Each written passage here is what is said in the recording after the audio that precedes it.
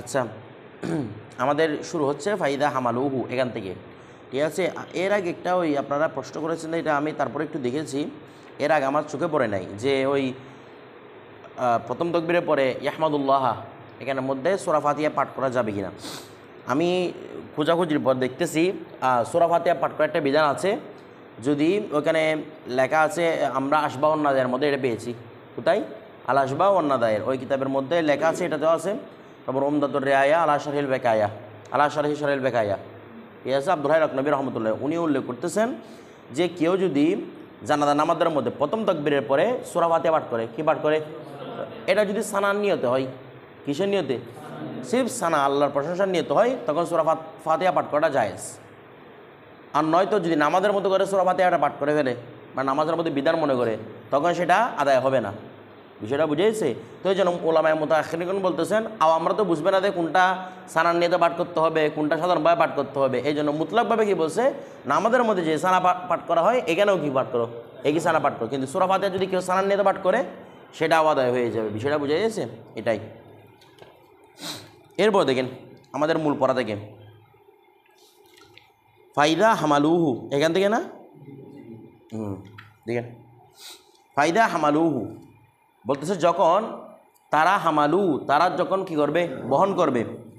হু মইয়তকে আলা শরীরিহি, তার খাটের উপর, অর্থাৎ খাটিয়ার উপর চড়াইয়ে যখন মইয়তকে বহন করবে, তো বলতেছে আখাদু, মানুষগণ ধরবে বিকাওয়াইমিহিল আরবাই, বিকাওয়াইমিহিল আরবাই, ঠিক আছে। ওই মুসিবত দিয়ে উল্লেখ করছে আর কি, বিকাওয়াইমিহিল আরবে, তার চারটি কুটি সহকারে, তার 4 কোটি সহকারে, তার 4 কোটি সহকারে। আমি আপনাদেরকে বলেছিলাম আদদ মাদদের কায়দার মধ্যে একটা উল্লেখযোগ্য বিষয় হচ্ছে অনেক সময় 3 থেকে 10 পর্যন্ত আমরা জানি এগুলো বাক্যের মধ্যে কী হিসেবে হয়? এদাবত হিসেবে। কিন্তু মাঝে মাঝে এগুলোকে কী হিসেবে উল্লেখ করা হয়? সিবত হিসেবে, মুসিবত হিসেবে। তারপর অর্থের মধ্যে কোনো বিকৃতি আসবে না, অর্থ সেমই থাকবে। বিষয়টা বুঝে গেছে? তো 4টি কোটি, এটা বিআরবাই কাওয়াইমিহি বলার যে কথা, বি কাওয়াইমিল আরবা বলা একই কথা। তাহলে তার 4 কোটি সহকারে, মানে তার 4টি কোটি সহকারে কি করবে? ধরবে। আমার কথাটা বুঝেন, 4টি কোটি সহকারে ধরবে। আচ্ছা, তো এখন একটা বিষয় বুঝতে হবে, এই যে মইয়তকে কাঁধে নেওয়া, মইয়তকে চারো কাটিয়া ধরা, এটা একটা ইবাদত এবং রাসূল সাল্লাল্লাহু আলাইহি ওয়াসাল্লাম অন্যতম সুন্নত। কারণ রাসূল সাল্লাল্লাহু আলাইহি ওয়াসাল্লাম সাদ বিন মুআয রাদিয়াল্লাহু তাআলা আনহু জানাজার খাটিয়া কাঁধে নিয়েছেন। বিষয়টা বুঝে গেছে? 4টা কাটিয়া কাঁধে নিতে হবে। তো নিয়ম প্রক্রিয়াটা কীরকম আপনার সুন্নত পালন করার জন্য? প্রথমে মইয়তের, আপনার নয়, দেখেন একটা বিষয়, মইয়তের ডান পাশটা প্রথম ধরতে হবে। কোন পাশ? মইয়তের ডান পাশ। মইয়তের ডান পাশ মানে একটা বিষয় বুঝতে হবে, একটা হচ্ছে খাটিয়ার ডান পাশ, আর একটা হচ্ছে মইয়তের ডান পাশ। যেটা মইয়তের ডান পাশ সেটা খাটিয়ার বাম পাশ। বুঝতেছেন না মনে হয়? খাটিয়াটা চিন্তা করেন না, যেটা মইয়তের ডান হাত থাকে যেদিকে, খাটিয়ার থাকে সেদিকে বাম, মানে বাম পা। তো আপনি খাটিয়ার বাম পা নয়, মইয়তের ডান হাত। মইয়তের ডান হাত যেদিকে আছে প্রথমে সেটাকে কাঁধে নেবেন। বিষয়টা বুঝে গেছে? মইয়তের ডান হাত যেদিকে আছে সে কুটিটা প্রথমে কি নেবেন? কাঁধে নেবেন। এরপরে 10 কদম চলবেন। কয় কদম? 10 কদম, গুনে গুনে 10 কদম চলবেন। চলার পরে মইয়তের ডান পা, কোনটা? মইয়তের মানে ওই যে ডান হাত ধরছিল সে কোথায় চলে আসবে? ডান পাতে চলে আসবে। এগুলো মিশিপ করে না, ডান পা বলেন, ডান হাত, এরপরে কি? ডান পা। ডান পা ধরবে, এরপর 10 কদম হাঁটবে। কথাটা বুঝে গেছে? এরপরে তারপর কি করবে? তারপর আসবে বাম হাতে, মানে মইয়তের বাম হাতে। মইয়তের বাম হাতের যে কুটিটা রয়েছে সেটা আপনি কাঁধে নেবেন। বিষয়টা বুঝে গেছে? আচ্ছা, মইয়ত সবসময় বাইরে থাকবে না, মাথায় রাখবেন। খাটিয়ার ভিতরে, আপনি খাটিয়ার ভিতরে ঢুকে যেতে পারবেন না। কোথায়? খাটিয়ার বাইরে। তো আপনার কাছে কতক্ষণ বাম এর উপর নিতে হবে, কতক্ষণ ডান কাঁধের উপর নিতে হবে। আমার কথাটা বুঝার নাই মনে হয়। বিষয়টা বুঝতেছেন? আচ্ছা, তাহলে 3 নম্বরের মধ্যে কোথায় যাবে? মইয়তের বাম হাত। তারপর 4র্থ নম্বরের মধ্যে মইয়তের বাম পা।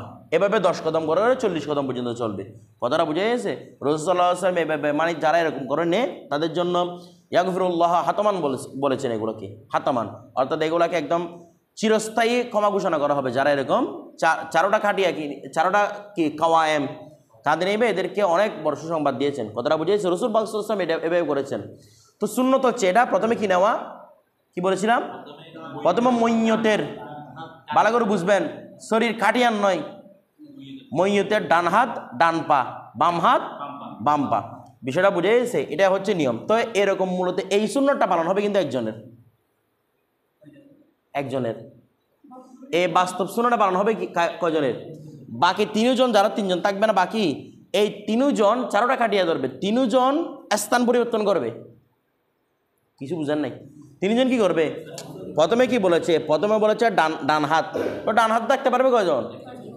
উনিয়া না বারবার বরাবর কি করতে পারবে? সুন্নতটা পালন করতে পারবে। বাকি তিনজনের কি হবে না?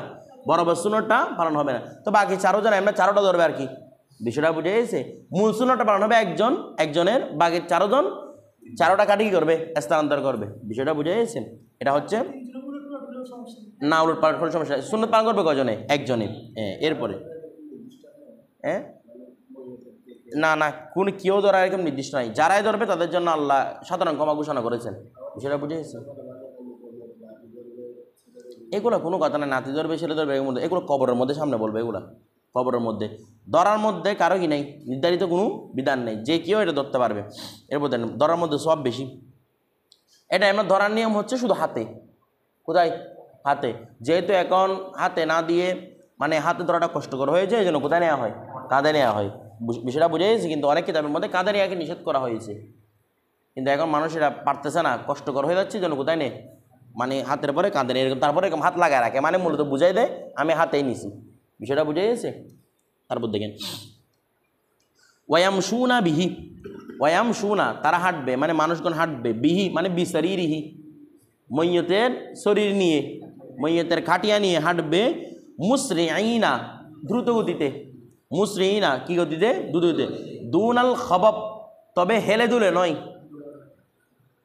কি দূরে নয়। দেখেন খবব বলা হয় নওআইন মিনাল আদবি, নাও দরবুম মিনাল আদবি বা নওআইন মিনাল আদবি। আদবুন মানে হচ্ছে দৌড়াদৌড়ি করা, আদবুন আইন দালওয়া শত্রুতা না, আবার আদবুন মানে একটা কি হয়? দৌড়াদৌড়ি করা। তো এটা এক প্রকারের দৌড়াদৌড়ি হববটা, তবে এটা কেমন দৌড়াদৌড়ি নয়, এটা হচ্ছে আমরা একটা ওই তাড়াতাড়ি হাঁটার জন্য লম্বা পা দিই না, বলে না? তাড়াতাড়ি হাঁটার সময় একটু লম্বা পা দিই না একটা, অনেক সময় তাড়াতাড়ি হাঁটতে গিয়ে, ওটা কিন্তু ওটা কি দৌড়? বলতেছে না, লম্বা পা যারা দেন সেটা কি দৌড়? না। তো এটাকে হবব বলা হয় না, হবব বলা হয় সরাসরি দৌড়কে, ঠিক আছে? এখানে কি বলতেছে? আপনি একটু দ্রুতগতি করবেন। কীরকম দ্রুতগতি করবেন? মানে একটু পাটা লম্বা লম্বা করে তাড়াতাড়ি যাবেন, কারণ রাসূল সাল্লাল্লাহু আলাইহি ওয়াসাল্লাম আজিলু মাউতাকুম, তোমরা তোমাদের মৃতদেরকে নিয়ে একটু কি করো? তাড়াতাড়ি করো, বিষয়টা বুঝে গেছে? যত তাড়াতাড়ি সম্ভব দিয়ে দেওয়ার জন্য একটু পাড়ায় কি বলতেছে? তাড়াতাড়ি চালানোর জন্য, ঠিক আছে? তবে দৌড়াতে পারবে না, বিষয়টা বুঝে গেছে?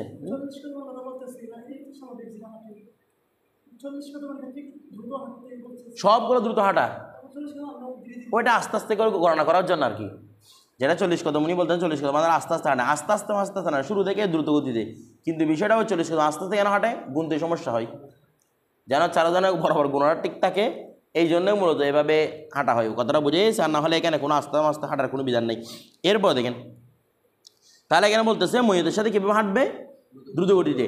এখন খাটিয়ার সাথে বুঝলাম চারজন যারা থাকবে, আশেপাশে যারা থাকবে তারা একটু কি হাঁটবে? দ্রুত গতিতে হাঁটবে। এখন আপনি মইয়তের সামনে হাঁটতে পারবেন কিনা? মইয়তের যেটা খাটিয়া আছে, আমরা যা আশেপাশে হাঁটি তাই না, সামনে হাঁটা যাবে কিনা? হ্যাঁ, মইয়তের অবশ্যই সামনে হাঁটা যাবে, এটাতে কোনো কারাহাত নেই। আমার কথাটা বুঝতেছেন? মইয়তের সামনে, ডানে, বামে, পিছনে সব দিকে হাঁটা যাবে, তবে ওই খাটিয়ার পিছনে হাঁটাটা সবচেয়ে উত্তম, মইয়তের পিছনে হাঁটা উত্তম। তবে আপনি যারা সামনেও কী করতে পারবেন? হাঁটতে পারবেন, তবে কি করা যাবে না? বলেন না, আপনি হাঁটতে পারবেন, আশেপাশে সব দিকে হাঁটতে পারবেন, তবে করা যাবে না কি? যদি আপনি সোয়ারি হন, সবাই হেঁটে হেঁটে যাচ্ছে, আপনি যদি কি হন? সওয়ারি হন, তখন আপনি মইয়তের সামনে সামনে গাড়ি নিয়ে যেতে পারবেন না, একদম মানে মইয়তের সামনে, কারণ এটার মাধ্যমে যারা মইয়তের হামেল আছে, অর্থাৎ হামেলের শরীর আছে, তাদের কষ্ট হবে। আপনার গাড়ি কতক্ষণ থামবে, কতক্ষণ সামনে যাবে, কথাটা বুঝেন নাই? তো এই জন্য যারা কি রয়েছে? সোয়ারি রয়েছে, তারা কি খাটিয়ার সামনে হাঁটাটা মাকরু, খাটিয়ার সামনে যাওয়াটা কি মাকরু। কারণ রাসূল সাল্লাল্লাহু আলাইহি ওয়াসাল্লাম একবার একজন ব্যক্তি এরকম সোয়ারি নিয়ে সামনে যাচ্ছে, তখন রাসূল সাল্লাল্লাহু আলাইহি ওয়াসাল্লাম হাদিসে ওনাকে বলতে সমস্ত ফেরেশতারা হাঁটতেছে আর তুমি একাই গাড়িতে করে যাচ্ছ, ওই মহিলাদের সাথে ফেরেশতারা হাঁটতেছে, ফেরেশতারা আছে হাঁটা অবস্থায়, তুমি আছে কি অবস্থায়? আরোহণ অবস্থায়। এটা তো উচিত না, বিষয়টা বুঝে গেছে? তবে যদি কেউ এরকম আরোহণ অবস্থায় যেতে চায় তাহলে সে নয়তো পিছনে থাকবে নয়তো আশেপাশে থাকবে, কিন্তু কোথায় যাবে না? সামনে যাবে না। হ্যাঁ, যদি সামনে যেতে চাই এমন দূরে চলে যাবে খাটিয়া এবং ময়তের মধ্যে বড় একটা দূরত্ব সৃষ্টি করবে। আমার কথাটা বুঝতেছেন? খাটিয়া এবং মৈয়ত এবং তার মাঝে একটা কি সৃষ্টি করবে? দূরত্ব সৃষ্টি করবে। বিষয়টা বুঝে দূরত্ব রেখে তারপরে চলে যেতে পারবে। আচ্ছা, এরপর দেখেন, তাহলে আমরা এটা বুঝে গেলাম যে খাটিয়ার পিছনে আঁটা যাবে, সামনে আসা কি নয়, মাকরু নয়। এরপর দেখেন তারা বলতেছে কি, ফাইদা বালাগু, যখন তারা পৌঁছাবে ইলা কবরিহি, তার কবর। আচ্ছা, এখানে আরেকটা কথা বলি, এই যে আমরা মৈয়তকে নেয়ার সময় কিছুক্ষণ আল্লাহ রব্বি মোহাম্মদ নবী সাল্লাল্লাহু আলাইহি ওয়াসাল্লাম এরকম করে পড়ানো হয় না? দেখেন এখানে উত্তম হচ্ছে প্রত্যেক কিতাবের মধ্যে, আমাদের বাহারে শরীয়তে আছে, ফতোয়া আলমগীরিতেও আছে, এখানে আমাদের জওহরাতুন নাইরা যা যা কিতাব মোটামুটি আছে সবগুলো কিতাবের মধ্যে আছে, মৈয়তকে খাটিয়ে কাঁধে নেওয়ার সময় কোনো জিকির, কোনো ইবাদত, এগুলো বিল জাহার, আওয়াজ উঁচু করে, এগুলো মাকরু। কোনো ধরনের জিকির আজকার করা কোনো আওয়াজে, উঁচু আওয়াজে, এগুলো কি মাকরু। বলতেছে ওই টাইমের মধ্যে শুধুমাত্র মানে চুপি চুপি শুধু মৌতের কথা স্মরণ করবে। বিষয়টা বুঝে গেছে? আপনারা বাহারে শরীয়তের মধ্যে আমরা যেটাদের বাহারে শরীয়তের মধ্যে পাবেন, ফতোয়া আমগীতে পাওয়া যাবে, কথাটা বুঝে গেছে? আবার জাওহারাতুন নাইর এখানের মধ্যে, এখানে বিভিন্ন আমাদের কথা তুলে এখানে উল্লেখ আছে যে ওই টাইমের মধ্যে এরকম আওয়াজ করে পড়াটা কি মাকরু। তারপর আমাদের ওলামায়ে মুতাআখিরিন বলতেছেন উত্তম হচ্ছে আপনি চুপ থাকবেন, ঠিক আছে, জিকির আজকার করাটা মাকরু। তো এখন ওনারা একটা তাবিল করতেছেন, বলছেন নিজের জন্য জিকির আজকার করা মাকরু, নিজের জন্য জিকির আজকার করা মাকরু। তবে ওইখানের মধ্যে আমাদের আল্লাহ রব্বি মোহাম্মদ নবী বা কালিমা শিক্ষা দেওয়া লা ইলাহা ইল্লাল্লাহ মুহাম্মাদুর রাসূলুল্লাহ, এগুলোর মাধ্যমে বলতেছে ওনার একটু কবরের পটটাকে একটু সহজ করা হয়, মৈয়তের কবরের পটটাকে কী করা হয়? সহজ করা হয়। বিষয়টা বুঝে গেছে? যেন ওটা একটু শিক্ষা দেওয়া আর কি। তবে না দিলেও কোনো সমস্যা নাই, বরঞ্চ উত্তম হচ্ছে চুপ থাকা। উত্তম হচ্ছে কি থাকা? চুপ থাকা। তো আমাদের যখন একটা সমাজে রীতি হয়ে গেছে, আপনি এখানে কালমা শিক্ষা দিবেন, আশহাদু আল্লা ইলাহা ইল্লাল্লাহু ওয়া আশহাদু আন্না মুহাম্মাদান আবদুহু ওয়া রাসূলুহু, এভাবে কালিমা শিক্ষা দিবেন। তো আমাদের এখানে এত লম্বা শিক্ষা না দিয়ে আল্লাহ রব্বি মোহাম্মদ মূল কথাগুলো বলে আর কি, ঠিক আছে? কিন্তু উত্তম হচ্ছে এখানে কি শিক্ষা দেওয়া? কালিমা শাহাদাত শিক্ষা দেওয়া। সেটা বুঝে এটা কবরের জন্য একটা আসানি হয়, অন্য কোনো কিছুই না। এরপর দেখেন তারপরে খেয়াল করেন, ফাইদা বালাগু, এখন বলতে ফাইদা বালাগু, যখন তারা পৌঁছবে ইলা কবরিহি, তার কবরের নিকট। এখন জানাজা শেষ, কোথায় নিয়ে আসছে? কবরের নিকট নিয়ে আসছে। বলতেছে কি, কুরিহা লিন্নাসি, মানুষের জন্য এটা মাকরু, আই ইয়াজলিসু, তারা বসবে, কবলা আন ইউদা মিন আনাকির রিজাল, কবলা আন ইউদা, রাখার পূর্বে, মিন আনাকির রিজাল, পুরুষদের কাছ থেকে রাখার পূর্বেই বসে যাওয়া, কেউ বসে যাওয়া, যারা জানাজা হাজির হয়েছিল, জানাজা হাজির হয়ে কোথায় কবর পর্যন্ত আসছে, এখানের মধ্যে খাটিয়া রাখা পর্যন্ত কারো কাছে বসা কি মাকরু। আপনি মানে খাটিয়া রাখা পর্যন্ত আপনি বসতে পারবেন না। বিষয়টা বুঝে গেছে? বলে কেন বসতে পারবেন না? আমাদের জওহরাতুন নাইরা বলতেছে, বলছে না, বসার একটা উল্লেখযোগ্য কারণ হচ্ছে, কারণ আপনি দাঁড়ালে মানুষকে রাখতে কোনো কিছু কাজ করতে সহায়তা হবে, কিন্তু আপনি বসে থাকলে সহায়তা করতে পারবেন না। ওই মহিলাদের সাথে মানুষদেরকে কেন যেতে বলছে? মূলত তাদেরকে করার জন্য, সহায়তা করার জন্য। তা আপনি বসে থাকলে তো এই সহায়তাটা ওরা পাবে না, এই জন্য বলতেছে ওই টাইমের মধ্যে বসাটা কি মাকরু। আমার কথাটা বুঝতে, শুধু এটাই নয়, যারা জানাজা নামাজ পড়ে, জানাজা পড়েছে, তারা যদি চলে যেতে চায়, মানে কবরে না গিয়ে কোথায় কী করতে চাই? চলে যেতে চাই। তবে মানে এটা যদি নিকট আত্মীয় হয়, কোনো নিকট আত্মীয় যদি চলে যেতে চাই, তবে ওলির অনুমতি দিতে হবে, আর নাহলে মাকরু। মানে আপনি তার একটা নিকট আত্মীয়, তখন আপনি যদি চলে যেতে চান ওই মুহূর্তে কার অনুমতি দিতে হবে? ওলির কাছে। বলতে হবে আমার কাছে একটু বেশি কাজ আছে, আমি একটু চলে যাচ্ছি, এটা বলে অনুমতি দিতে হবে, নয়তো আপনি গুনাহগার হবেন। বিষয়টা বুঝে গেছে? তো আপনি কখন অনুমতি ছাড়া যেতে পারবেন? যখন কবর দেওয়া হবে, কবর শেষ হয়ে যাবে, তখন আপনি কী করতে পারবেন? বেলা ইদিন আপনি চলে যেতে পারবেন, কিন্তু কবর দেওয়ার আগ পর্যন্ত, কারণ আপনি যখন নিকট আত্মীয়, আপনার কাছে কবরে বেশি লাগবে কাজে। সেটা বুঝে গেছি? চলে যেতে এলে ওর কী লাগবে? অনুমতি লাগবে। আচ্ছা, এরপর দেখেন, তারপর বলতেছে কি, এরপর দেখেন ওয়াইহফারুল কবরু। আচ্ছা, তাহলে এখন পুরুষের জন্য বসারা মাকরু, এটা বুঝে গেলাম। তারা বলতেছে কি, ওয়াইহফারুল কবরু ওয়াইউল হাদু, এরপরে কবর খনন করা হবে। যদিও বা এখানে পরে উল্লেখ করছে আর কি আমাদের কাছে, কিন্তু এটা মূলত আমাদের আগে থেকে খনন করা হয়, কারণ এটা ঝামেলা হয়ে যায়। ওয়াইহফারুল কবরু, কবরকে খনন করা হবে, ওয়াইউল হাদু, এবং লাহাদ বাড়ানো হবে। কি বানানো হবে? লাহাত। লাহাত বানানোর সিস্টেমটা কীরকম? যে প্রথমে আপনি গর্ত করবেন, গর্ত করে ক্যাবলার দিকে কতটুকু জায়গা নিচ থেকে কী করে ফেলবেন? করে ফেলবেন, ওইখানে মইয়তটাকে রাখা হবে। আমার কথাটা বুঝতে পারেন? প্রথমে কবরকে সম্পূর্ণ কুড়ে, ঠিক আছে, কুরবেন কতটুকু? কোরআন নিয়ম হচ্ছে যারা মধ্যম হাইটের মানুষ তাদের বুক পর্যন্ত, তবে এর চেয়ে বেশিগুলো আরও উত্তম। আমার কথাটা বুঝতে মানে গভীরতা কতটুকু হবে? একদম মধ্যম হাইটের, মধ্যম উচ্চতার একটা মানুষের কতটুকু পর্যন্ত? বুক পর্যন্ত। তবে এর চেয়ে যদি বেশি করতে পারেন এটা আরও উত্তম, কারণ এটার মাধ্যমে ওই মইয়তটা উপরে উঠে আসা, ওর কোনো অংশ উপরে উঠে আসা, এগুলো থেকে হেফাজত থাকা যায়। বা মইয়তের কবর পানির কারণে চলে যাওয়া, কতটুকু উড়ে যাওয়া, এরকম হয় না অনেক সময়, এগুলো থেকে কি দেখা যায়? হেফাজত থাকা যায়। এই জন্য বলছে যদি বুক পর্যন্ত এটা নিয়ম, কিন্তু বুকের উপর করতে পারলে আরও উত্তম। বিষয়টা বুঝে গেছে? তবে কী করবেন? সম্পূর্ণ গর্তকরণ করার পরে ক্যাবলার দিকে, কিসের দিকে? ক্যাবলার দিকে কতটুকু ফাঁক করা হয় যতটুকুতে মইয়তটাকে রাখা যাবে। মানে এউকে একটা বাক্সের মতো, তো এই বাক্সের মধ্যে এদিকে ফাঁকা থাকবে নিচে, তাহলে মইয়তটাকে আপনি নিয়ে এদিকে ঢুকাবেন। বিষয়টা বুঝে গেছে? এটা হচ্ছে কি কবর? লাহাত কবর। এই লাহাত কবরটা হচ্ছে সুন্নত। এই লাহাত কবরটাই সুন্নত। তো বলা হচ্ছে যদি লাহাত কবর সুন্নত হয়, আমাদের দেশের মধ্যে কোথাও তো আমরা এই লাহাত কবর তো দেখি নাই, তো এগুলো আবার আমরা সুন্নতের উপর আমল করতেছি না, যে এটার উল্লেখযোগ্য কারণ হচ্ছে আমাদের দেশের মাটিটা নরম, শক্ত নয়। আরবের মাটিগুলো শক্ত, আপনারা দেখছেন কখনো জানি না। জান্নাতুল বাকির মাটি আমার কাছে কিছু আছে, পাথরের মতো শক্ত এই মাটিগুলা। বিষয়টা বুঝতেছেন? কিন্তু আমাদের দেশের মাটি কি নয়, এরকম শক্ত নয়। তো লাহাত কবর সুন্নত কখন?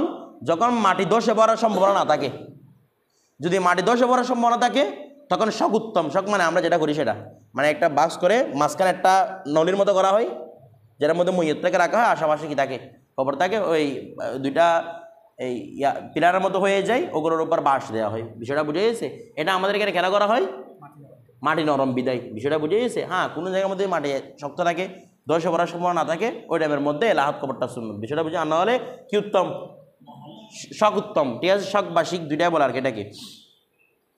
তাহলে ওয়াইফর কবরু ওয়াইল হাদু, এরপর লাহাত খনন করা হবে। তারপর কি বলতেছে? ওয়ায়ুদ খালুল মাইয়াতু, মইয়তকে দাখিল করানো হবে মিম্মা, মিম্বা মানে লাম, তার মানে লিমা ইয়ালিল কিবলাতা, যেটা রয়েছে, যেটা সংযুক্ত রয়েছে কিসের? ক্যাবলার। অর্থাৎ মইয়তটাকে আপনি ক্যাবলার দিক থেকে রাখবেন। কীভাবে রাখবেন রে? ক্যাবলার দিক থেকে এইভাবে। এটা কবর, তো মনে করেন আমাদের ক্যাবলা হচ্ছে এদিকে, তাহলে এটা কবর, এটা কবর। মইয়তকে রাখবো এখানে, মইয়তের খাটিয়াটা এদিক থেকে এভাবে নামাবেন, ক্যাবলার দিক থেকে নামাবেন। আমার কথাটা বুঝে না মনে হয়? আমাদের এখানে এরকম করে না, ক্যাবলার দিক থেকে মইয়তটাকে নামাবেন। এখন কবরে নামবে কে? কবরে নামবে দে, প্রথমে নামবে দে এই জাম মাহারাম, মুহরিম যারা আছে, জারেহেম মাহারাম, যাদের সাথে ওই মহিলা, যদি মহিলা হয় তাহলে নামবে কারা? জারেহেম মাহারাম, অর্থাৎ যাদের কার সাথে বিয়ে করা দুনিয়াতে হারাম ছিল, তারাই কোথায় নামবে? কবরে নামবে। এখানে অনেকে বলে যে 3 জন নামাজ, এরকম কোনো নির্ধারিত নাই। 3 জন, 4 জন, জোর বেজুর যে কোনো কেউ নামতে পারবেন। কোনো জোর নামতে হবে, বেজুর নামতে হবে, এরকম কোনো কথা নাই। বিষয়টা বুঝে গেছে? তো জারাহাম মাহারাম যারা আছে তারা কি করবে? বলেন না, কবরে নামবে। কি হলে? মৃত ব্যক্তি, মহিলা হলে। আর পুরুষ হলে কোনো বাধা ধরা নাই, যে কেউ নামতে পারবে। তো এরপরে যদি জারাহাম মাহারাম পাওয়া না যায়, তাহলে যারা একটু নিকট আত্মীয় তাদেরকে নামাবে। বিষয়টা বুঝে গেছে? তবে মহিলাদের কবর নামানোর সময়, মানে নামানোর থেকে শুরু করে পুরো কবরটা ঢেকে দিতে হবে, কাপড় দিয়ে পুরো কবরটাকে রাখতে হবে, ঢেকে দিতে হবে, কারণ এটা পর্দা। এটা না করলে আপনারা গুনাহগার হবেন। পুরো কবরটাকে রাখতে হবে, ডেকে রাখতে হবে। তবে পুরুষের জন্য ডেকে রাখতে হবে না। আমাদের এখানে দেশের মধ্যে পুরুষের জন্য সে রাখে, পুরুষের জন্য রাখতে হবে না। পুরুষের জন্য রাখতে হবে না, কার জন্য রাখবে? মহিলার জন্য ডেকে ফেলবে। এরপর দেখেন, আচ্ছা, তাহলে ক্যাবলার দিক থেকে তাকে নামাবে, নামাইয়ে কোন দিকে ঢুকাই দিবে? ক্যাবলার দিকে, মানে হাত ক্যাবলার দিকে না, তাহলে ক্যাবলার দিকে ঢুকাবে। এরপর এখন দেখেন, ফাইদা উদিয়া ফি লাহাদিহি, যখন তাকে রাখা হবে কোথায়? লাহাদের মধ্যে। কলা, তখন সে কলাল্লাদি, তখন বলবে যে ইয়াদাহু, যে তাকে রাখছে সে বলবে বিসমিল্লাহি ওয়া আলা মিল্লাতি রাসূলিল্লাহ। ঠিক আছে, এটার মূল অর্থ হচ্ছে বিসমিল্লাহি ওয়াদানাকা। এটার মূল অর্থ কি? ওই বিসমিল্লাহ একটা মুতাল্লাক আছে না, মুতাল্লাক ফেলটা হচ্ছে ওয়াদানাকা। বিসমিল্লাহি ওয়াদানাকা, বিসমিল্লাহ আল্লাহর নামে আমি তোমাকে রেখে দিলাম। ওয়ালা মিল্লাতি রাসূলিল্লাহ, ইয়ানি ওয়ালা মিল্লাতি রাসূলিল্লাহি সাল্লামনাকা, আল্লাহ রসুলের সুন্নতের উপর ইয়ানি শরীয়তের উপর তোমাকে আমি আল্লাহর কাছে সুপর্দ করলাম। বিষয়টা বুঝে গেছে? এটা বলতে হবে। এরপর দেখেন, তারপর ওয়াইওয়াজ্জিহু ইলাল কিবলাতি, ওই মইয়তকে কোন দিকে ফিরে দিবে? এটা ওয়াজিব আমাদের জন্য। ওই হাসির মধ্যে টুকা দিছে উজুবান লিখে, আপনার কেন লেখে নাই মনে হয় এটা উজুবান। এটা দেখেন মইয়তটাকে একটু কোন দিকে ফিরে দিবে? ক্যাবলার দিকে তার চেহারাটা ফিরে রাখবে। বিষয়টা বুঝে গেছে? তারপর দেখেন, তা ক্যাবলার দিকে ফিরানোর আগে কি করতে হবে? ওয়াহিল্লুল আকদাতা, ওয়াহিল্লু সে খুলে দিবে কাকে রে? গিট। প্রথমে গিট করে দিবে, গিট করার পরে মুখটা কোথায় করবে? গিট করার আগে মুখ ফিরাতে পারবেন? গিট এখানে তো আর সুম্মা বলে নাই, ওয়াও দিয়ে বলতেছে মুতলাক জমা, ঠিক আছে? আপনি গিট খুলে এরপর কি করে দিবেন? মুখটাকে ক্যাবলার দিকে ফিরাই দিবেন। এরপর দেখেন তারপর কি করবে? এখন তো লাহাত কবর দিয়েছেন আপনি, তো বলতেছি কি ওয়াইউসাব্বি আল লিবিনা, লাবান নয় লিবিনা, লিবিন মানে ইট। হ্যাঁ, লিবনু মানে শব্দ অর্থ হচ্ছে এমনি ইট, ইট আছে না, ইট ইট দিয়ে দালান কোটা বাঁধে দিয়ে ইট। লিবনু মানে কি? ইট। তো এখানে দেখ কাঁচা ইট টিট না, আমি এইভাবে বলি জিনিসটা। এখানে হচ্ছে মূলত ওয়াইউসাব্বি লিবনা মানে একটা পার্টিশন দিবে। কি দিবে? পার্টিশন দিয়ে রাখবে আলাল লাহাদি, কিসের উপর? ওই ওকে এদিকে ঢুকাই দিচ্ছেন না, হ্যাঁ, তো মইয়তটাকে যেদিকে ঢুকাইছেন ওই পাশে একটা পার্টিশন দিয়ে রাখবে। সরাসরি মানে তার উপর মাটি দিবে না, একটা কি দিবে? পার্টিশন। আমাদের এখানের মধ্যে শিক কবর করার পর একটা এরপর বাঁশ দেয়, বাঁশের উপর মাটি দেওয়া হয়। তো ওইখানে তো আর উপরে দিতে পারবে না, যেহেতু এদিকে করে গ্রহণ করছেন এটা, তো আপনি পাশ দিয়ে কি দিয়ে দিবেন? বাঁশ দিয়ে দিবেন। এরপর উপরে মাটি উঠবে আর কি। কথাটা বুঝে গেছে? দেখেন তো বলছে ওয়াইসাবিল লিবনা, লিবনু ওয়াইসাবিল লিবনা, সে ইট। এখানে হচ্ছে কি? পার্টিশন সমান করে দিবে আলাল লাহাদি, কিসের উপর? লাহাদের উপর। আচ্ছা, এখন দেখেন কি দিয়ে পার্টিশন দিবে সেটা উল্লেখ করবে। ওয়ায়ুকরাহু, মকরু করা হচ্ছে আল আজুরু, পাকা ইট, ওয়াল খসব এবং কাঠ, তক্তা এবং কি দেওয়া? পাকা ইট দেওয়া। মানে পাকা ইট ভিতর থেকে একদম ওটা বাঁশটা শীষ না করে ভিতর থেকে পাকা ইট দিয়ে এবং কাঠ দিয়ে ডেকে দেওয়া, এগুলো কি? মাকরু তাহারিমি। কারণ এটার মাধ্যমে এই তক্তা, তারপর মনে করেন পাকা ইট, এগুলোর মাধ্যমে মানুষ ঘর তুলে না, বলতেছে না? আপনি যখন ছাদ বাঁধেন তখন কাঠ দিতে হয় না? তো এরকম বলতেছে কি, এখন না লোহাটো আবিষ্কার হয়েছে, তখন তো এগুলো কি দিয়ে দিত উপরে? ছাদের যেটা ফাউন্ডেশন এটা কাঠ দিয়ে দিত না, এরপর তারপর ইটা বসাতো। তাহলে ইট, তারপর এই কাঠ, ঠিক আছে, মানে তক্তা, এগুলো দেওয়া সরাসরি কি? মাকরু। কথাটা বুঝে গেছে? হ্যাঁ, এটা বলবো, এটা কথাটা বলবো। তাহলে কাঠ দেওয়া এবং কি দেওয়া? পাকা ইট, এগুলো কি রে? মাকরু। বিষয়টা বুঝে অনেকে কিছু ইল্লত বয়ান করছে, যারা সুফিয়া আমরা তারা বলতেছে পাকা ইট না দেওয়ার একটা উল্লেখযোগ্য কারণ হচ্ছে পাকা ইটকে আগুনে স্পর্শ করছে। তোকে কবর দিচ্ছে একটা শান্তির থাকার জন্য, এমন কিছু দিচ্ছেন যেগুলো একে স্পর্শ করছে, আগুনে স্পর্শ। ওকে এখন আগুনে স্পর্শ না করার পূর্বে ওকে কাছে আগুনে জিনিস দিয়ে দিচ্ছেন। বিষয়টা বুঝে গেছে? তো বলতেছে এই জন্য এটা মাকরু। তবে জুমহুর মুখতার কোল আমাদের এখানে জওহরতুন্নেহের মধ্যে উল্লেখ আছে, যে বলতেছেন এটার আসলে কারণ এটা না, মানে আগুনে স্পর্শ করছে, এটা স্পর্শ করে যেগুলো নয়, বেনায়ের মধ্যে উল্লেখ আছে। কারণ বলতেছে আগুনে স্পর্শ করলে যদি ক্ষতি হইতো তাহলে মইয়তকে গোসল দেওয়ার সময় গরম পানি দিতে হইতো না, ওটাকে তো আগুনে স্পর্শ করছে। বিষয়টা বুঝে গেছে? তো এগুলো কোনো কথা না, বলতে এগুলো দিতে নিষেধ করতেছে কেন? কারণ এটা তসবিহুল লিল বেনা, অর্থাৎ একটা দালান কোটার কি হয়ে যায়? তসবি হয়ে যায়। বিষয়টা বুঝে গেছে? এই কাজটা করা কি ইসলামের মধ্যে মাকরুহ, কারণ রাসূল সাল্লাল্লাহু আলাইহি ওয়াসাল্লাম বেনা করতে কি করেছেন? নিষেধ করেছেন। এরপর দেখেন, এটা বলতেছি তো এখন তক্তা দেওয়ার বিধান। তো এখন তারপরও আমাদের এখানে কিছু ওলামায়ে কেরাম বাদ মাশায়েখিন, যেমন ওলামায়ে বুখারা যারা রয়েছে আমাদের হানাফি মাযহাবের, কোথায়? ওলামায়ে বুখারা, তারা বলতেছে শুধু কাঠ দেওয়াতে সমস্যা নাই। শুধু কি দেওয়াতে? কাঠ দেওয়াতে সমস্যা নাই। কারণ আমাদের দেশের মধ্যে বলছে কাঠগুলো দেওয়া হয় কেন? মাটিগুলো ধসে পড়বে, এই জন্য কেন আমার তক্তা দিয়ে দেওয়া হয়। আমাদের দেশে থেকেও দেওয়া হয় না, ওই বুখারার এখানে দেওয়া হয় আর কি, হয়তো আমাদের এখানে তো তক্তা দেয় না কেউ। তো তক্তা দিয়ে রাখা হয় কি জন্য? মাটি ধসে পড়বে এই জন্য। তো ওই রকম অবস্থার মধ্যে শুধু তক্তা দিতে পারবেন। এখানে নিষেধ করা হয়েছে কাকে? দুইটাকে একসাথে, ইট এবং তক্তা, কারণ দুইটার মাধ্যমে কি তৈরি করা হয়? দালান তৈরি করা হয়। বিষয়টা বুঝে গেছে? এরপর দেখেন ওয়ালা বাসা, কোনি গতি নেই বিল কসবি, বিল কসবি মানে বাঁশ, কাঁচা বাঁশ দিতে কোনো ক্ষতি নেই। পাকা বাঁশ নয় কি বাঁশ, মানে যেটাকে আগুন দিয়ে কোনো কিছু করছে এরকম নয়, একদম অরিজিনাল কাঁচা বাঁশ দিতে কোনো সমস্যা নেই। কথাটা বুঝে? কারণ এটা ওই সরাসরি মৃতের উপর কি দেওয়া? মাটি পড়া এবং তার কবরটা উড়ে যাওয়া, মাটি সরে যাওয়া, এগুলো থেকে এটা হেফাজত করে। ওই বাঁশটা। কথাটা বুঝে গেছে? আমাদের শিক কবরের উপর দেওয়া হয়, আর যদি লাহাত কবর করেন পাশ দিয়ে এভাবে এভাবে গেড়ে দেবেন আর কি বাঁশগুলো। বিষয়টা বুঝে গেছে? এরপর দেখেন এটার মধ্যে কোনো ক্ষতি নাই।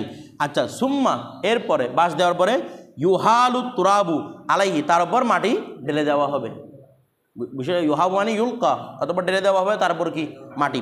আচ্ছা, এখন ঢেলে দেওয়ার সময় একটা কাজ করবে, যে মাটি ডালতেছে প্রথমে সে একটা কাজ করবে, মাথার মধ্যে, পেটের মধ্যে, শেষে প্রথমে 3টা মাটি ডালবে। প্রথমে এরকম মাটি নিয়ে এদিকে ডালবে, প্রথমে মাথার উপর। প্রথমে বলবে প্রথমে কী নিবে? মাটি নিবে। মাটি নেওয়ার সময় কি বলবে? মিনহা খলাকনাকুম, প্রথমে দেওয়ার সময়। এরপর আবার মাটি নেবে একজন, এগুলা ঠিক আছে। এরপর আবার মাটি নেবে, মাঝখানে রাখবে, এখানে বলবে ফিহা নুঈদুকুম, ঠিক আছে। এরপর আটটা নেবে, তারপর নেবে এখানে অমিনহা নুখরিজুকুম তারাতান উখরা, বা উখরাটা বলতে হয় না, তারাতাম বললেও চলে, শুধু তারাতাম মানে আরেকবার। বিষয়টা বুঝে গেছে? বলতে চাই বলতে পারে, না হলে বলতে দরকার নাই, তারাতান উখরাটা শুধু তারাতাম বললেই চলবে, ঠিক আছে। অমিনহা নুখরিজুকুম তারাতান, এভাবে 3বার বলবে, ঠিক আছে। এই 3বার বলার পরে পুরো মাটিটা কী করে দিবে, এরপরে সবগুলো আস্তে আস্তে ডালতে থাকবে। বিষয়টা বুঝে গেছে? এরপর দেখেন হ্যাঁ, এক একটা বিষয় দেখেন আলাদা আলাদা করে জানা। আমাদের দেশের মধ্যে একটা নিয়ম আছে, সে নিয়মটা হচ্ছে কবরের প্রথম যেগুলো মাটি ঘোরা হয়, এখান থেকে 3টা টুকরা মাটি রেখে দেওয়া হয়। রেখে একদম কবর করার পরে একটা মাথার মধ্যে, একটা এখানের মধ্যে, একটা ফ্যাটের মধ্যে, একটা লাস্টে, এভাবে দেওয়া হয়। কথাটাও বুঝতেছেন? আসলে ফিকার কিতাবের মধ্যে এটা কোনো অস্তিত্ব নাই, কিচ্ছু বোঝার নাই। ফিকার কিতাবের মধ্যে এটার কোনো অস্তিত্ব নাই, মানুষ এমনি রেওয়াজ হিসেবে এটা করে। কথাটা বুঝতেছেন? করার মধ্যে যদি কেউ এই বাধ্য হিসেবে করে, তখন সেটা বিদাতের পর্যায়ে চলে যাবে। মানুষ করতেছে এমনি রসম হিসেবে, এরকম করতে থাকবে। বিষয়টা বুঝে গেছে? কোনো ফিকহের কিতাবে এটার কথা কি নাই, উল্লেখ নেই। বিষয়টা বুঝতেন? তবে আমি আমাদের জামের শিক্ষক প্রধান মুহাদ্দিস আল্লামা সালমান স্যারের কাছে এই ব্যাপারে জিজ্ঞেস করেছিলাম। উনি বলেছেন কিছু একটা আছে, ওই উনি একটা কিতাবের নাম বলেছেন জাদুল আখির, একটা কিতাবের নাম বলেছেন। ওই কিতাবটা অবশ্যই আমি দস্তিয়াব করতে আমার হাতে পাই না, আমি অনেক চেষ্টা করেছিলাম। ওই জাদুল আখির কিতাবের মধ্যে রাখে এটা একটা ফজিলত বর্ণনা করা আছে। তো ফজিলত কেউ যদি বর্ণনা করে থাকে, ওইটা সুফিয়ানে কেরাম কোনো কথা হবে, কিন্তু ফিকার কিতাবের মধ্যে ওটা কি নাই, অস্তিত্ব নেই। আমার কথাটা বুঝতেছেন? এরপর দেখেন এখানে কথা আছে 3বার মাটি ডালবে, উপরে, মাঝখানে, নিচে, এইটার মধ্যে এটা বলবে। কথাটা বুঝে গেছে? আরও অনেক অনেক দোয়া আছে, তবে এটা আমাদের এখানে প্রসিদ্ধ আর কি, ও বাকি দোয়াগুলো কঠিন। এরপর দেখেন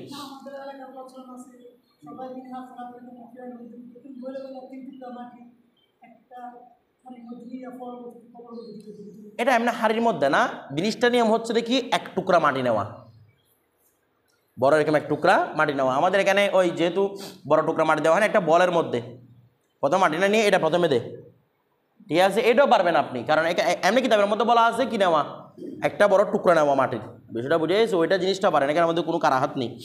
ওই একটা বলের মধ্যে নিয়ে প্রথমে মিনহা খালাকনাকুম ওয়া মিনহা নুঈদুকুম ওয়া মিনহা নুখরিজুকুম তারাতান বা তারাতান উখরা। এরপর দেখেন তারপর ওয়ায়ুসান্নামুল কবরু, কবরকে তসলিম করা হবে। কি করা হবে? তসলিম। কবরকে তসলিম করা মানে, কবরকে তসলিম করা অর্থ হচ্ছে কবরকে একটু উঁচু করে দেওয়া হবে 1 বিঘত পরিমাণ। কতটুকু পরিমাণ? আমার কথাটা বুঝতে দেন। কবরকে উঁচু করা হবে 1 বিঘত পরিমাণ, কি করা হবে? উঁচু করা হবে। আচ্ছা, ওয়ালা, তবে ওয়ালা ইউসাত্তাহু, তবে এটাকে ছাদ করবে না। ছাদ মানে 4 কোণা করা কবরকে, মানে লেভেল। ছাদ কীরকম থাকে? ছাদ কি উপর থাকে নাকি লেভেল পুরোটা? 4 কোণা না, এই কবরকে এরকম 4 কোণা করে লেভেল করে দেওয়াটা কি মাকরু। বিষয়টা বুঝে? কবরকে করতে হবে একটু উঁচু, মানে এভাবে, একটু এভাবে। কথাটা বুঝে গেছে? তো আমাদের দেশের মধ্যে কীভাবে করা হয়? শুধু এভাবে করে না, আর মাঝখানে একটা শীতের মতো করে বিট একটা দেওয়া হয়। বিট দেওয়াটা কোনো মুস্তাহাব না, ফরজ না, কিচ্ছু না। কী দেওয়াটা? যেটা আমাদের এখানে বিট তৈরি করা হয়, এটা কোনো কিছু না। এদিকে বিট তৈরি করা, এদিকে দিয়ে করা হয়। শুধু উল্লেখ আছে কবরকে একটু কী করে করবে? উঁচু, মানে এভাবে উঁচু করে দিবে। বিট তৈরি করাটা কোনো ফরজ না, মুস্তাহাব না, কোনো বিষয় না। তো বলে যে বিট এগুলো কী জন্য তৈরি করে?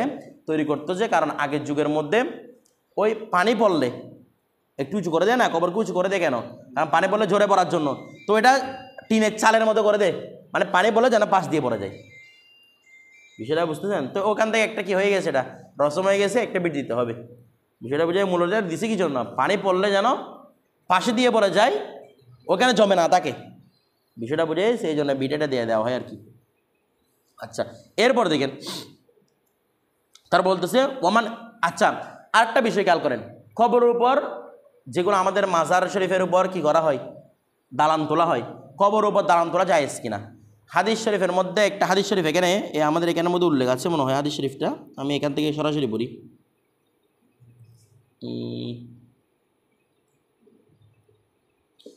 এখানে লিখছে, দেখেন একটা রসুল পাক সাল্লাল্লাহু আলাইহি ওয়াসাল্লাম থেকে একটা হাদিস শরীফ, যারা বলে যে মাজারের উপর মানে কি জায়েজ নাই, দালান কোটা এভাবে তোলা জায়েজ নাই, কথাটা বুঝে গেছে? তারা এখানে একটা হাদিস শরীফ দলিল দেয়, দেখি বলছে লা তাজাসসু, লা তাজাসসু, তোমরা মধ্যে ওই পাকা ইট দিও না। এই লা তাজাসসু মানে তোমরা কি পাকা ইট দিও না। তারা বলতেছে আল কুবুর, কুবুরে ওয়ালা তাবনাউ আলাইহা, ওয়ালা তাবনাউ আলাই, তার উপর কি তৈরি করিও না, ভিত্তি, তার উপর ভিত্তি তৈরি করিও না। ওয়ালা তাকউদু আলাইহা, তার উপর তোমরা আবার ওই লা তাজাসসু মানে এটাও তুলতে পারবেন যে তোমরা কবরের মধ্যে চুন প্রয়োগ করিও না, এটাও তো এক ধরনের পাথর থেকে তৈরি হয়, তোমরা কবরের মধ্যে কি তৈরি করিও না, চুন দিও না, চুন, কবর উপর চুন, চুনা আর কি, চুনা দিও না। এরপরে কি বলছে ওয়ালা তাবনাউ আলাইহা, কবরের উপর কোনো ভিত্তি করিও না। ওয়ালা তাকউদু আলাইহা, ওই কবরের উপর তোমরা কি করিও না, বসিও না। এখানে আলা শব্দ আসছে না, বলেন না, আলা শব্দ আসছে না? আলা মানে আইনে কবরের উপর, তোমরা মূল কবরের উপর ভিত্তি তৈরি করিও না, অর্থাৎ যেভাবে খ্রিস্টানরা করে মূল কবরের উপর একটা ভিত্তি তুলে দেয় ওরা, এই ভিত্তিটা তৈরি করা যাবে না। কবরের জায়গায় থাকবে, কবরের পাশ দিয়ে দালান করা হয় আমাদের এখানে, কিছু বুঝেন না মনে হয়, নাকি কবর থেকে এরকম করে লেভেল করে উঠানো হয় এটা, যেমন শহীদ মিনার আইনে কবর উপর তুলে ফেলছে না, এটা কিছু বলতেছে না, দালান যেটা তুলেছে কি আইনে কবরের উপর তুলে ফেলছে, এরকম নয়। আমাদের এখানে কিভাবে মাজার শরীফ তৈরি করা হয়, কবরটা কবর থাকবে, পাশ থেকে কি করা হয়, একটা ভিত্তি তৈরি করা হয়, যেটার মধ্যে মানুষ ইবাদত করতে পারবে, বিভিন্ন জিনিস করতে পারবে, বিষয়টা বুঝে গেছে? এভাবে আমার কথাটা বুঝে নেব। এখানে কি বলছে আলাইহা, এর উপর। আরো দলিল দেখেন, এর পাশে আপনি শব্দ ওয়ালা তাকুদু আলাইহা বলছে না, তার উপর বসিও না। আচ্ছা, কবরের পাশে বসতে সমস্যা আছে, তার মানে আলা মানে সরাসরি উপরে, একদম কবর উপর উঠে তোমরা বসে থাকিও না, বিষয়টা বুঝে গেছে? তবে ইনদাহু ইয়ানি কবরের নিকটে আপনারা কি করতে পারবেন, ভিত্তি তৈরি করতে পারবেন। ওই ডক্টর শেখ আলী জুমার একটা কিতাব আছে আল বয়ান, ওই অধ্যায়ের মধ্যে এটা আমি অনুবাদ করার সময় এই অধ্যায়টা আমার অনুবাদের মধ্যে ছিল যে কবরের উপর ভিত্তি তৈরি করা। অনেকগুলা সাবে কাহাফ থেকে যারা যারা ছিল, এরা যখন ইন্তেকাল করছেন, এদের পাশ দিয়ে এদের স্থানের মধ্যে মানে মাজার তোলার ব্যাপারে এই যখন কারা আলোচনা করতেছে যে এখানে আমরা একটা মাজার তুলব, তখন আল্লাহ পাক রব্বুল আলামিন ওদের এই মঠটাকে পছন্দ করেছেন, বিষয়টা বুঝেছে? ওই ডক্টর শেখ আলী জুমার ওইখানের মধ্যে উনি অনেক দলিল আদিল উপস্থাপন করেছেন যে কি তোলা, মাজার তোলা। তবে আইনে কবরের উপর তোলা যাবে না। তো আমাদের এখানে কেউ কোথায় তুলে না, আইনে কবরের উপর তুলে না, বিষয়টা বুঝে গেছে? আল বায়ান ডক্টর শেখ আলী জুমার কি মিলে এটা বলতেছি না, ভিত্তি তুলে সেটা বলতেছি, ভিত্তি যেটা আমাদের দালান করে তৈরি করা হয়, ঠিক আছে? উপরে তো খালি মাটি থাকবে, বিষয়টা বুঝে গেছে?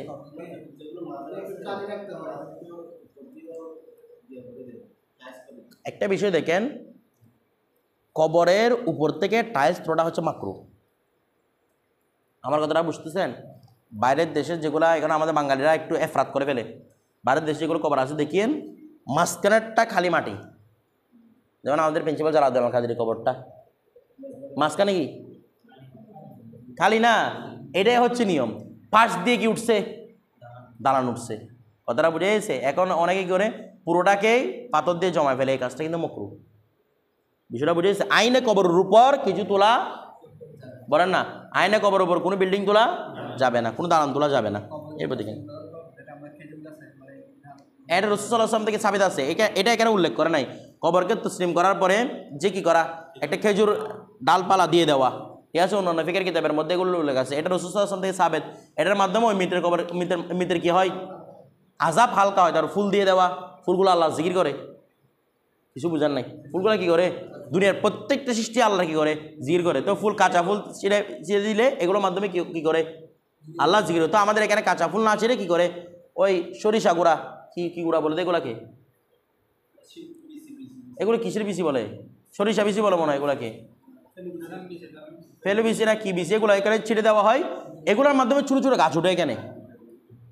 আমার বিষয়টা বুঝতেছেন? কি উঠে, ছোটো ছোটো এখানে কি উঠা হয়, গাছ উঠে। তো ওই গাছ উঠলে ওটা কি করবে, জিকির করবে। তারপর এখানে এটা উল্লেখ আছে পানি ছিটা। পানি ছিটাটা কেন? অনেকে মনে করে পানি ছিটতেছি মৃতের একটু ঠান্ডা লাগার জন্য, ভালো লাগার জন্য। মোটেও না। পানি ছিটবে সিফ অস্রিফ যেন কাজগুলো উঠে যায়। 2-3 দিন ধরে পানি ছিটে না, এটা একটা রসব হিসেবে হয়ে গেছে আর কি। বৃষ্টি বললো তারপরে কি আবার পানি দেয়, কথাটা বুঝেন নাই? এটা আসলে কোনো ইবাদত নয়, এটা হচ্ছে গাছগুলো কি করার জন্য, ওঠার জন্য এই পানিটা দেওয়া হয়। বিষয়টা বুঝে গেছে? কিন্তু মানুষের অজ্ঞতার কারণে এগুলো ইবাদত হিসেবে নিয়ে নিচ্ছে আর কি। কিন্তু এগুলো কি নয়, ইবাদত হিসেবে করলে এগুলো কি হবে, বিদাত হবে। আর আমরা বিদাত হবে এগুলা। এটা আর কি পানি ছিটে কি ওটা ওঠার জন্য আর কি। কিসের জন্য প্লাস্টিক? আমি তো দেখিনি এটা কোনোদিন। দেখেন হ্যাঁ, কি বিশেষত্ব?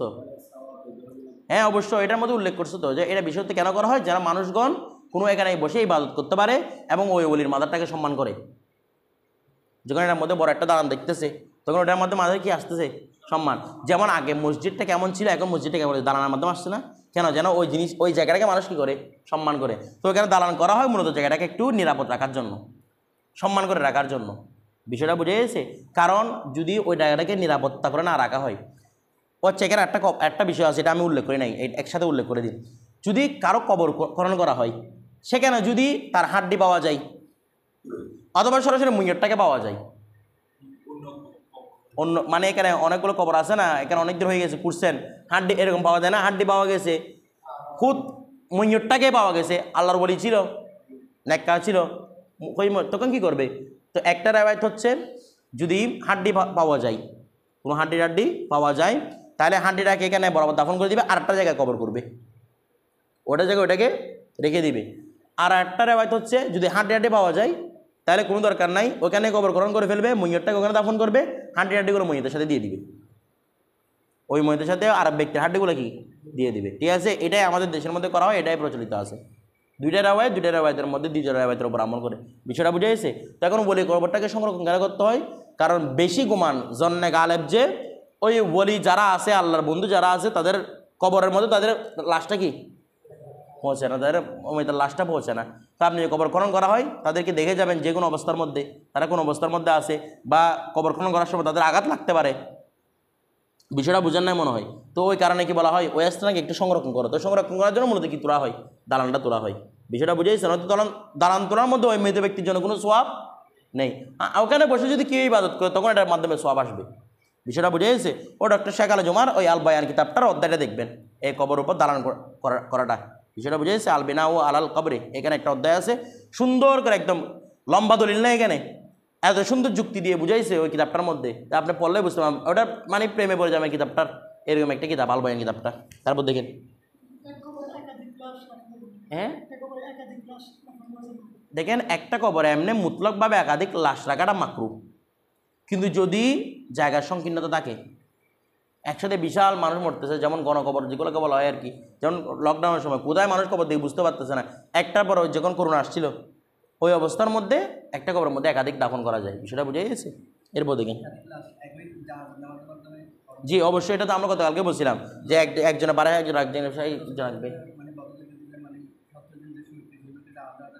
এটাও পারবেন তো, এটা দুইটা উল্লেখ আছে আমাদের জহরত নয়, এর মধ্যে উল্লেখ আছে, বেনায়ের মধ্যে উল্লেখ আছে যে চাইলে ওটা এখতিয়ারের উপর থাকবে ইমামের, ইমাম চাইলে প্রত্যেকটা আলাদা আলাদা করবে, নয়তো একই সাথে একটার পাশে একটা, একটার পাশে একটা, একটা পাশে একটা দিয়ে একই সাথে জানাজা পড়াই দিবে। এরপর দেখেন কোনোটা উত্তম, এটা লেখছে আল খেয়ার, তার উপর এটা এখতিয়ার আছে। এরপর ওয়ামান ইস্তাহাল্লা, জি কি 4 বছর না, ওইটা না, ওটা হচ্ছে সীমানা দেওয়ার জন্য, ওইটার মধ্যে কোনো বৃত্তি নেই এগুলার। এরপর দেখেন দেওয়ার জন্য, নিশান দেওয়ার জন্য আর কি, মানে এটা আপনার কবর, আপনার বাবার কবর, আপনার মায়ের কবর, ওটার মধ্যে যেন একটু কি আপনি নির্দিষ্ট করে জিয়ারত করতে পারেন।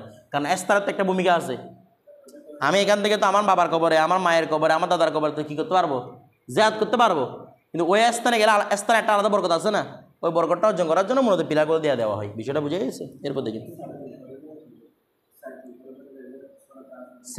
সার্কুল না, আমি একটা বিষয়টা বলি, কবর দেওয়ার পরে হাদিস শরীফের মধ্যে আছে তারা যেন এমন সময় পর্যন্ত অপেক্ষা করে, 2-1 জন অপেক্ষা করবে আর কি, এমন সময় পর্যন্ত অপেক্ষা যতক্ষণ একটা উট জবে করে সেটার মাংস ভাগ করে দেওয়া হয় মানুষের মাঝে, ততক্ষণ পর্যন্ত টাইম ওই কবরের সামনে কী করবে, অপেক্ষা করবে। এটা আলেম যারা আছে আলেম সম্প্রদায়ের ওই টাইমের মধ্যে অপেক্ষা করবে। বিষয়টা বুঝে গেছে?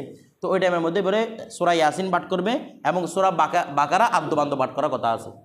তো এখন সূরা কাহাফ বলতেছেন, যেগুলো বলতেছেন কবর খুঁড়ে দেওয়ার সাথে এগুলো কোনো কি নাই, সম্পর্ক নাই। আপনি চাইলে ওইখানে কী করবেন, এইগুলা পাঠ করতে থাকবেন। বিষয়টা পাঠ করা তো কোনো কি না, ক্ষতি না, ওটা ওর জন্য আরও ভালো হবে, উন্নতি হবে। তবে কুড়ির সাথে কিসের সম্পর্ক নাই, এ পাঠ করা কোনো সম্পর্ক নাই, এগুলোর কোনো বিধানও নাই এখানে দেখেন।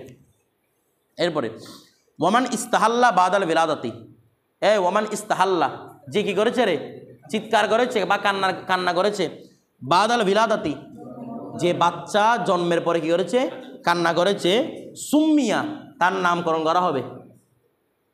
তার কি দিতে হবে, নাম দিতে হবে। মানে কান্না করার পর মারা গেছে আর কি, এখানে বুঝতে হবে, মানে কান্না করার পর কি হয়েছে। আচ্ছা, ওমান ইস্তাহাল্লা, যে কান্না করেছে, বাদাল বিলাদতি, বেলাদতের পর, সুম্মিয়া, তার নাম, এরপর যে মারা যায় নাম রাখা হবে, ওয়া গুসিলা, তাকে গোসল দেওয়ানো হবে, ওয়াসুল্লি আলাইহি, ওয়াসল্লা আলাইহি বা সুল্লিয়া বলেন, ওয়াসুল্লিয়া আলাইহি, তার উপর জানাজার নামাজ পড়া হবে। কথাটা অর্থাৎ যে বাচ্চা দুনিয়াতে এসে কি করেছে, কান্না করেছে, তার নামও রাখতে হবে, বলে না, তার জানাজার নামাজও পড়তে হবে। এখন দেখেন এখানে কান্না করার যেটা উল্লেখ করা হয়, আসলে কান্না করার সাথে খাস না। যদি ওই বাচ্চা এসে দুনিয়াতে এসে নাড়াচাড়া করে, হাত নাড়ছে, পা নাড়ছে, কথাটা বুঝে, অথবা হাসি দিছে দুনিয়াতে এসে, কিছু বুঝে না, অথবা একটা চিৎকার মারছে, আমার কথাটা বুঝতে, অথবা হাই তুলছে, বাচ্চা হাই তুলে না হওয়ার পরে এরকম যদি করা হয়, হাই তুলে বা হাঁচি দে, ঠিক আছে, অথবা হাত পা নাড়াচাড়া করে, মানে মোটামুটি বুঝে দেয় এটা জিন্দা, এটা কি জিন্দা, তখন ওই বাচ্চার উপর নামকরণ করতে হবে, ওই বাচ্চাটাকে গোসল দিতে হবে, জানাজাও পড়াতে হবে। আমার কথাটা বুঝছেন? কান্না করার সাথে কি নয়, আমরা অনেক সময় কান্না করার সাথে হাস করে ফেলি, মোটেও কান্না করার সাথে হাস নয়, হাই তুললেও হয়ে যাবে, মানে মোটামুটি বুঝে গেলে কি এটা জিন্দা আছে। হ্যাঁ হয়েছে, হওয়ার পরে একটা ঝাড় দিছে, ঝাড় দিয়ে মরে গেছে, কান্নাও করে নাই, হাত পা নাড়াচাড়া করে নাই, অথবা হাতের মুষ্টিটাকে এভাবে করে মারা গেছে, বিষয়টা বুঝে গেছে। অথবা কি ঝাঁকুনি দিয়েছে, শরীরের মধ্যে একটা ঝাঁকুনি দিয়ে মারা গেছে, এগুলোর মাধ্যমে সে জীবিত সাবেত হবে না। আমার কথাটা বুঝতেছেন? এগুলোর মাধ্যমে ওই ব্যক্তি কি হবে না, ধরে নেওয়া হবে। কারণ ওই যে কোনো প্রাণী যখন জবে করা হয়, জবে করার পর সে মৃত না, এরপর একটু ঝাঁকুনি দেয় না সেটা, তো ঝাঁকুনি নাকি জীবিতের মধ্যে যেতে পার না মৃতের মধ্যে যেতে পার, পরকালে জবে যখন করে দিয়েছেন এরপরের অবস্থাগুলো যেগুলো ঝাঁকুনি দিচ্ছে সেগুলো সকল কিসের মধ্যে যেতে পার, মৃতের মধ্যে যেতে পারে, কেউ জীবিতের যেতে পার নয়। তো আসা মাত্র যদি যে ঝাঁকুনি দিয়ে যদি কী করে মারা যায়, কথাটা বুঝে গেছে, কিংবা হাত খিচি দিয়ে এরকম করে মারা যায়, তো এগুলা মজবুয়ের মতো, অর্থাৎ একে জবে করা আছে এর মতো, এগুলো কোনো এতবার হবে না, ওই অবস্থার মধ্যে তার কী করতে হবে না, জানাজা পড়তে হবে না। বিষয়টা বুঝে গেছে? তবে এখানে একটা দেখেন, যদি কোনো বাচ্চা প্রথমে মাথাকে বের করা হয় না, মায়ের থেকে প্রথমে মাথা বের করে না, মাথা বের করার সময় কান্না করছে, শুধু মাথা বের করার সময় একটু চিৎকার করে উঠছে, কান্না করছে, যখন পুরোটা বের করছে আর কান্না নাই, মরে গেছে, ওই অবস্থার মধ্যে তার উপর জানা দিতে হবে না, ঠিক আছে?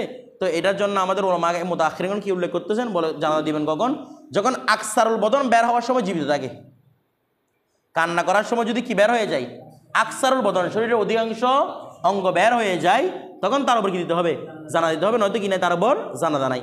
আচ্ছা, যে মৈয়ত, যে বাচ্চাটা মৃত অবস্থায় জন্মগ্রহণ করছে, বাচ্চা হয়ে যেতে হবে কি অবস্থায়, মৃত অবস্থায়, অথবা বললাম যে ঝাঁকুনি দিয়ে মারা যাওয়ার পরে, তাকে গোসল দেওয়া হবে কিনা, বলছে তাকে গোসল দিতে হবে। আমার কথাটা বুঝতেছেন? এটা হচ্ছে মুখতার, তাকেই দিতে হবে, তবে তার উপর কি নাই, জানাজা নাই। আচ্ছা দেখেন, ওয়াইনলাম ইস্তাহাল্লা, ইয়াস্তাহিল্লা বলেন, ওয়াইনলাম ইয়াস্তাহিল্লা, যদি সে কি না করে, চিৎকার কান্না না করে, উদরিজা ফি খিরকাতিন, তাকে একটা কাপড়ের মধ্যে ঢুকাই দিতে পারবেন, কোনো কাফন দাফনের ব্যবস্থা করতে হবে না, একটা কাপড়ের মধ্যে ঢুকাই দিবেন, ঢুকাইয়ে ওয়াদুফিনা, তাকে দেওয়া হবে রে, দাফন করা হবে। ওই যে গুসিলাটা উল্লেখ করছে, উল্লেখ করা যাবে, মুখতার কল হচ্ছে ওয়া গুসিলা, তাকে কি দেওয়া হবে, গোসল দেওয়া হবে, এটা মুখতার কল, হানাফি মাযহাবের।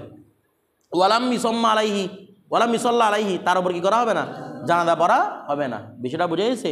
তবে এখন একটা বিষয় দেখেন, আমরা এই বিষয় নিয়ে আগে আলোচনা করেছিলাম, উদ্রিজা ফি খিরকাতিন, একটা কাপড়ের মধ্যে ঢুকাই দিবে, তবে কাপড়ের মধ্যে ঢুকালেও উত্তম হচ্ছে তার জন্য বরাবর আপর স্থানে কাফনের ব্যবস্থা করা, জি, 3টা কাপড়ের ছোটো ছোটো করে ব্যবস্থা করা, না পারলে কি করে দিবেন, একটা কাপড়ের ভিতর ঢুকাই দিবেন। বিষয়টা বুঝে গেছে?